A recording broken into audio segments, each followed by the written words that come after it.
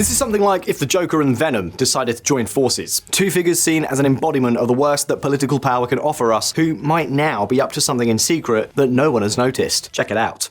Russia officially moves to legalize the Taliban. Moscow once listed the Afghan hardline movement as a terror group, but President Vladimir Putin now describes it as a trusted ally. Indeed, Russia and the Taliban are forging closer ties in a relationship that until not long ago seemed completely unthinkable. If we look back to 1979, the Soviet Union invaded Afghanistan with the intention of establishing a communist government aligned with Moscow. However, what looked like something that was going to be a quick war turned into a military and political disaster. For 10 long years, the Soviet Union fought the Afghan Mujahideen without managing to subdue them. In this way, Moscow ended up suffering a humiliating defeat by the Mujahideen, who you could say were the precursors of what we understand today as the Taliban. Of course, the Taliban emerged precisely from these groups of fighters. So naturally, if someone had said 40 years ago that Russia would end up recognizing the Taliban, they would have been considered crazy. Even more so if we take into account that the Taliban recognized the independence of Chechnya, or that then very young Vladimir Putin supported the US invasion of Afghanistan in 2001. Putin supports US military action in Afghanistan. As I said, the Russians and the Taliban have never exactly gotten along. But now, however, everything is changing rapidly. Russia is about to become the first country in the world to recognize the Taliban government as the legitimate authority in Afghanistan. Moscow has already taken steps to officially remove the Taliban from its list of terrorist organizations. Let me confirm our readiness to establish a constructive political dialogue between our countries. And yes, I know what you're wondering. What the hell is Afghanistan doing here and now? Wasn't it enough to see North Korean soldiers in Ukraine? What the hell is Moscow playing at? Well, that's exactly what we're going to talk about in this video. And I can already tell you that the rapprochement between Russia and the Taliban is not exactly a triviality. This is a very significant strategic move that is going unnoticed, but is climbing higher and higher on Moscow's list of priorities. You see, since the United States withdrew from Afghanistan in 2021, the country has been plunged into a veritable diplomatic limbo. No Western power has been willing to legitimize or recognize it. And this vacuum is precisely what Russia now wants to exploit. And don't forget that since the invasion of Ukraine in 2022, the Kremlin has been punished with international sanctions and trade blockades of all kinds. And what did Putin do at that time? Well, he launched a massive campaign to reach out to all those countries that also rejected and punished by the West. And this is precisely where the Taliban and Afghanistan come in. Thus, the first major step in this rapprochement took place a few months ago, in November 2024. Russian Security Chief Shoigu meets Afghan officials in Kabul to strengthen ties. Moscow says it will soon remove Afghanistan from its blacklist. It was a discreet but absolutely crucial meeting. Moscow is not just selling oil and wheat to Afghanistan. That's the least of it. What they have in mind is another kind of deal that could turn Asia upside down. What exactly are we talking about? What are the Russians looking for in the remote lands of Afghanistan? Well, stay tuned because we're going to tell you all this and more in today's video. But first, let's talk about AI and how it's already shaping the world around us. From politics to public services, it's changing how decisions are made, how work gets done, and how we live. And in 2025, if you're not using AI in your workflow, you're falling behind, because someone else who is will do the job faster, cheaper, and better. That's why I want to share something valuable. A 2-day live AI training by Outskill, designed to take you from beginner to confident user in just 16 hours. It is the world's first AI-focused education platform, which is backed by renowned AI investors and AI founders. This 2-day program offers 16 hours of live AI training spread across 2 days happening this weekend, Saturday and Sunday from 11 a.m. to 7 p.m. Normally valued at $895, but I've partnered with them to offer 1,000 free seats exclusively for the VisualPolitik audience. Click the link in the description to get your seat while there are still some left. You'll learn 20+ AI tools to boost your productivity, prompt engineering for powerful results, data analysis without writing a single line of code, using AI in Excel and presentations, building tools and agents with AI, creating visuals and videos with ease, automating tasks to save hours every week. Over 4 million people from 40+ countries have already joined. And it's not just for tech folks. Marketers, HR, pros, freelancers, even small business owners are raving about it. I honestly think you should be there. The link is in the description. Save your seats now before it's gone. Make sure to join their WhatsApp group for updates. The intro session kicks off Friday at 10 a.m. EST, so don't miss it. And now, back to the video. To go all out and without scruples. Pay attention to this news headline. Russia reports 500% increase in trade with the Taliban. Trade data do not lie. They are the clearest proof that Russia is getting along with the Taliban. In fact, since they took power in 2021, trade between Russia and Afghanistan has gone from practically non-existent to over $1 billion in 2024. Which, okay, I know, it's not much, but it tells us about an obvious turnaround. Russia is becoming a major supporter of the Kabul leaders. For example, Russia has become the main supplier of flour to Afghanistan, and also covers more than 80% of its wheat imports. And not surprisingly, the Russians are also becoming a major supplier of gasoline and diesel to Kabul, which is key to the country's ability to function. But of course, while all this is extremely important for Afghanistan and for the Taliban economy, it's just crumbs for the Kremlin. So logically, this is not what they are pursuing in Moscow. No, of course not. This increase in trade relations is only the surface of an agreement, of a partnership that could potentially be much, much bigger. Do you want some concrete examples of what we're talking about? Well, let's start at the beginning. Pay attention to these statements by Alexander Bortnikov, the director of the Russian intelligence services, the FSB. The Taliban is ready to fight the most dangerous wing of the Islamic State, ISKP, which is still getting material support from the West, which uses the terrorist group's capacity to carry out subversive false flag operations on our soil. Wait, how is it that Russia now sees the Taliban as some sort of lesser evil for fighting terrorism when the Taliban themselves may very well be considered as such? I don't know. At first glance, it doesn't make much sense, does it? Well, let's see. From the Russian perspective, the terrorist threats that most affect Moscow are mainly from one group, ISIS-K, the Islamic State of Greater Khorasan. Moscow regards this extremist faction as an absolutely critical danger to regional stability and, of course, also to its own security. For example, do you remember the attack at Moscow's Crocus City Hall on the 22nd of March 2024, in which 144 people were killed and 551 injured? Well, that attack was attributed to ISIS-K, and it is certainly not the only one perpetrated in Russia. Moscow and this organization are sworn enemies. But guess what? This group is also active in Afghanistan's Khorasan region, which is where it gets its name from. This is a place where the Taliban and the Islamic State are competing for control of the territory. So I'm sure you're starting to see the connection, right? And besides, you know what they say, the enemy of my enemy is my friend.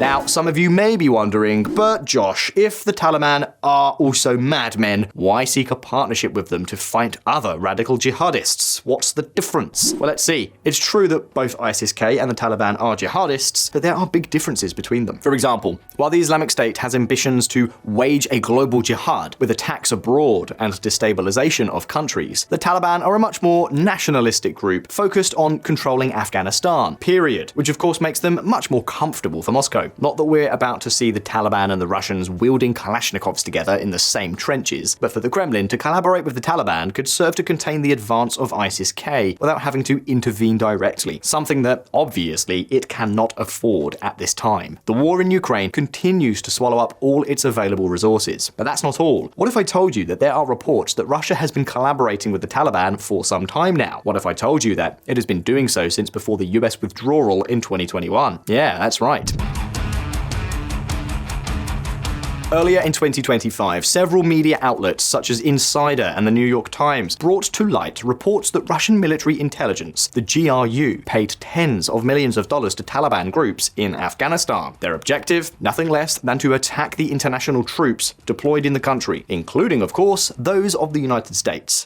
Tajikistan and the Russian scheme to pay Taliban to target Americans in Afghanistan. Now, how exactly did this scheme work? Well, according to former Afghan and US intelligence officials, the program evolved over time. First, the Russians recruited the collaborators, then sent them arms and ammunition from Tajikistan, and finally sent them money to encourage them to carry out operations against Western forces. Well, take note because, according to these sources, for each US or NATO coalition soldier killed, the Russians paid an average of $200,000. You know, just as Trump would say, Putin is a man of peace. We're talking about an operation orchestrated by Unit 29155 of the Russian GRU, which may sound totally unfamiliar to you. But what if we told you that this is the same unit that is linked to many of the attacks and assassinations of Kremlin targets abroad?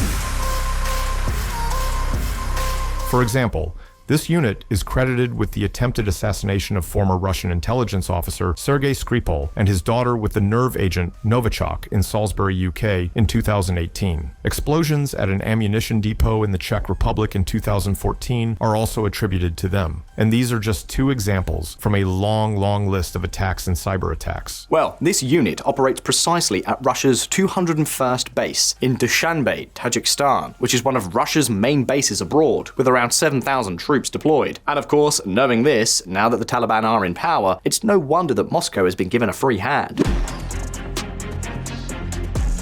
And this is not all. Russia is also actively pointing the finger at the United States as the culprit in the destruction of Afghanistan. In fact, last October, Sergei Lavrov, the Russian foreign minister, made it clear that the United States should take responsibility for helping to rebuild the country. Not only that, he called on Washington to unfreeze Afghanistan's state assets abroad and lift the sanctions that are in place against the country. Not surprisingly, this was very well received in Kabul.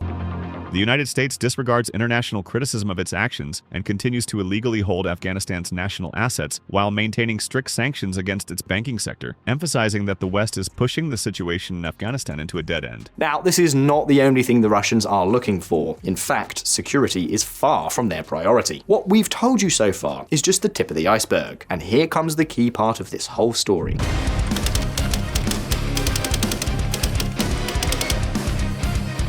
Since the Taliban regained power in 2021, Afghanistan has been trying to revive old transport projects to try to shield its international position, and also, obviously, to generate cash. And the Russians are paying full attention. That is because, on the one hand, Moscow is looking to expand the so-called international North-South transport corridor. Now, what exactly is this? Well, in this particular case, we're not talking about an oil or gas pipeline. No, this corridor is a multimodal network of ship, rail, and road routes that would allow goods to be transported easily and safely between India, Iran, Russia, Azerbaijan, Central Asia, and even Europe. But more importantly, it would allow Russia to be supplied with everything it needs from Asia without a risk of its transit of goods being disrupted. In fact, the reason it was created was to have an alternative to the potentially unstable maritime routes on which they depend today, such as those through the Strait of Hormuz, and even those that would collapse with a possible closure of the Baltic, which until now has been the main entry point of goods to Russia. Well, now the Russian strategy is betting on creating a branch of this corridor to pass through Afghanistan and Pakistan, although this is still very much in its infancy. And you may ask, what the hell do they want to do that for? Well, basically to have an Iranian bypass as well. You know, that with the Middle East. You never know.